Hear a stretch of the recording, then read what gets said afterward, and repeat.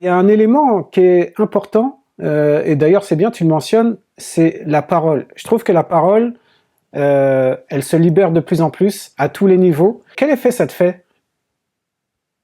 Bah, que la parole se libère de plus en Ouais, plus que la ou parole par se rapport libère au de film? plus en plus, que qu'on mette des mots sur, que ça soit la santé mentale, que ça soit les femmes, que ça soit les hommes. Voilà, chez les hommes aussi, je trouve que ça parle, ça s'ouvre un peu de plus en plus. Bien sûr. Ah bah moi, si tu veux, en fait, parfois, tu sais, je me dis, c'est marrant parce que, bon, on peut se dire qu'il y a quelque chose de l'ordre de les temps sont un peu difficiles, tu vois.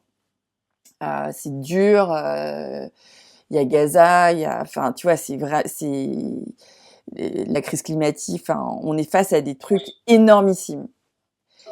Euh, et moi, en fait, je me dis, bon, étant donné, étant donné la peine, en fait, étant donné qu'il pleut, étant donné tout ça, là, on peut pas être plus proche de quelque chose de chouette.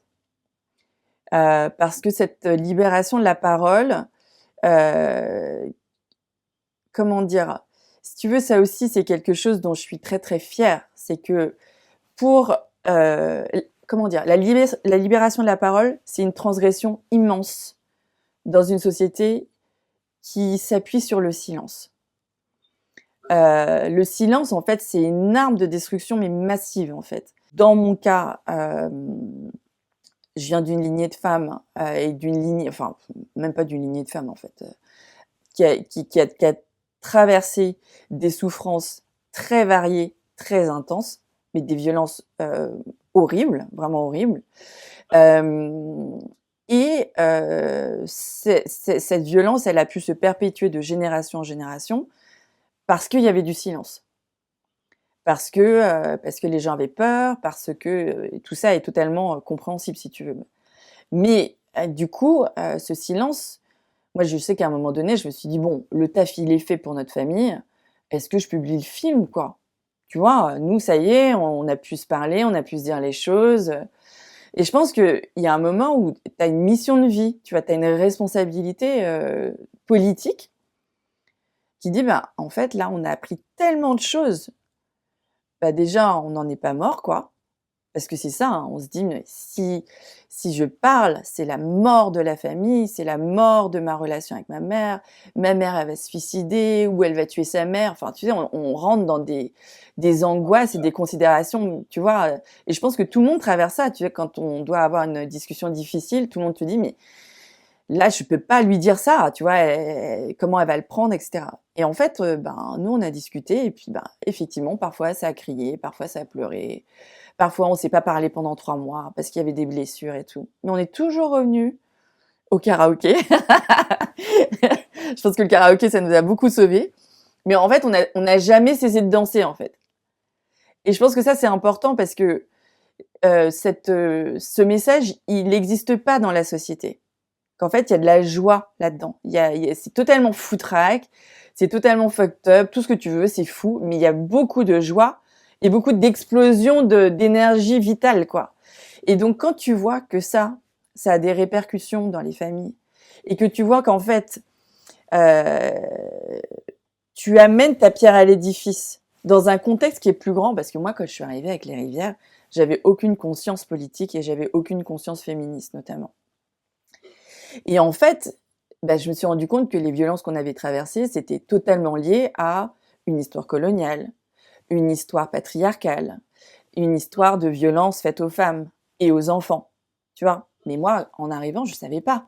Par contre, ce que j'ai amené, qui était pas du tout à ce moment-là de la réflexion sociétale, culturelle, qui était vraiment de l'intime pur, bah ça a permis quand même d'avoir une proposition. Et donc, je dis pas que la libération de la parole aujourd'hui, c'est grâce aux rivières, mais en fait, on fait partie d'un maillage qui, goutte à goutte, mais ça fait une vague, tu vois, qu'on peut pas arrêter aujourd'hui. Et ça, c'est une immense consolation parce que on peut pas revenir sur le passé, on peut pas revenir sur les abus qui ont été faits. Tu vois, quand tu entends, j'en ai des frissons là, mais quand tu entends tous les jours des nouvelles accusations, tu vois, on porte beaucoup notre regard sur le prédateur ou sur la personne qui est accusée. Bon, en plus, en ce moment, souvent, elle est connue. Donc, mais en fait, moi, je pense aux victimes, quoi.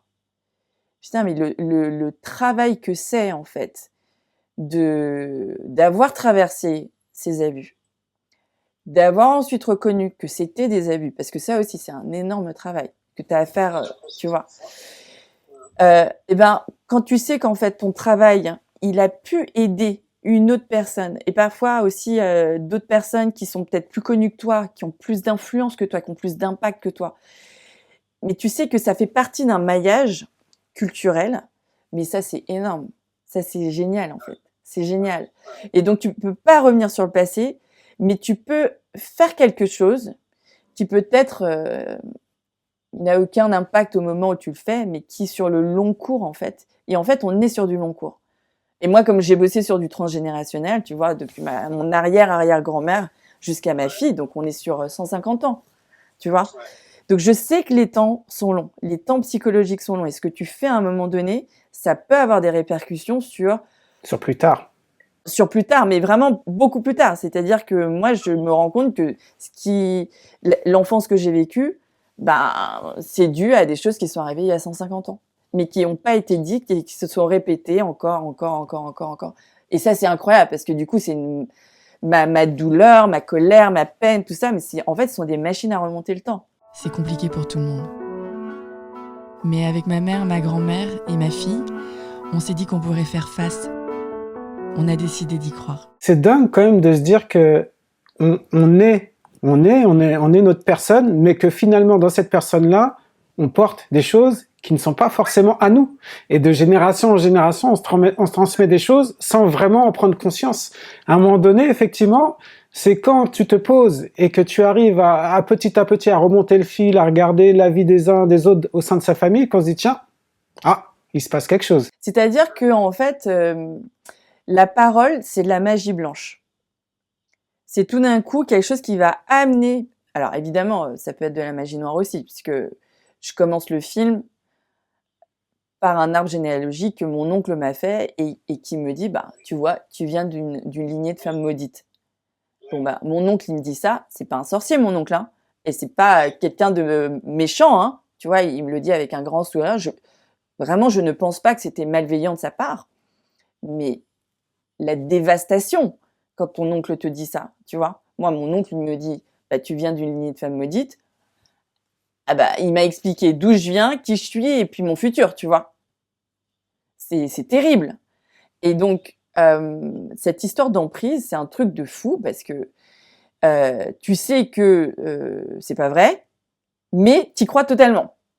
Et donc, je me rappelle, j'avais des discussions lunaires avec des amis qui me disaient « Mais t'inquiète pas, Maï, tu vas t'en sortir, t'as plein d'atouts. » Mais j'ai dit « Ouais, mais je suis maudite. » Et il me disait « Mais t'es folle. » Je fais « Oui, mais je suis maudite. » Et donc, en fait, c'est vraiment en acceptant, parce que j'avais honte de croire en cette malédiction.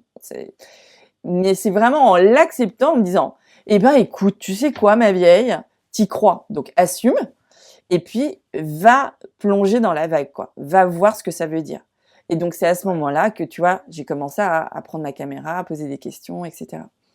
Mais c'est que des histoires de croyances, en fait. Et donc, la parole, elle peut venir conforter une croyance, mais elle peut aussi venir la détruire.